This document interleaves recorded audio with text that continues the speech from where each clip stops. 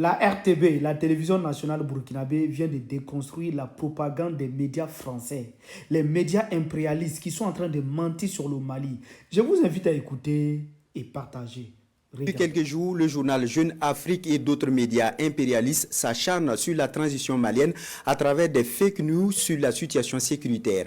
Des médias qui diffusent de fausses informations sur un certain blocus djihadiste de Bamako. Pourtant, il n'en est rien. Les autorités vaquent sereinement à leurs occupations avec le lancement officiel ce lundi de la construction de 15 hôpitaux régionaux par le président Assimi Goïta à Addis Abeba.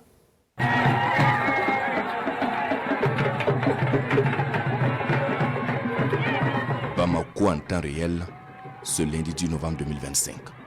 Le président de la transition, Assimi Goïta, lance officiellement la construction de 15 nouveaux hôpitaux de district à travers le Mali.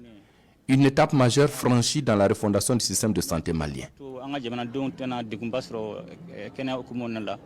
Pendant que les autorités maliennes déroulent leur programme de développement sur le terrain, pendant que les populations vaquent tranquillement à leurs occupations, des informations fabriquées de toutes pièces, et ce, loin de Bamako et souvent au-delà du continent africain, font état de blocus terroristes.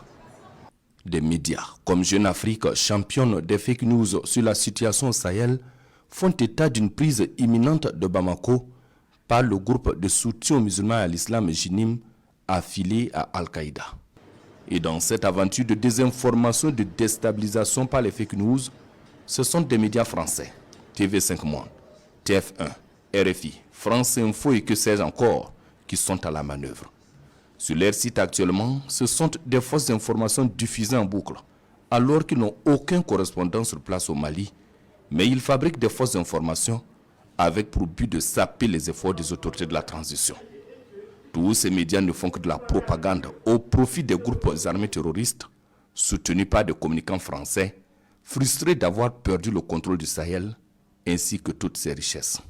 Les autorités françaises ont d'ailleurs appelé leurs ressortissants à quitter Bamako dès que possible, en s'appuyant sur des informations erronées sur la dégradation de la situation sécuritaire. Toutes ces fausses informations et manipulations de l'opinion sont une nouvelle tentative de déstabilisation du Mali, mais Bamako n'est sous aucun blocus terroriste. Mieux, la capitale du Mali est sous contrôle. Et pour en savoir davantage sur la situation au Mali, il suffit de faire un tour sur les sites des médias autres que français. Vous y trouverez des informations vraies qui démontrent à souhait que Bamako n'est sous aucun blocus.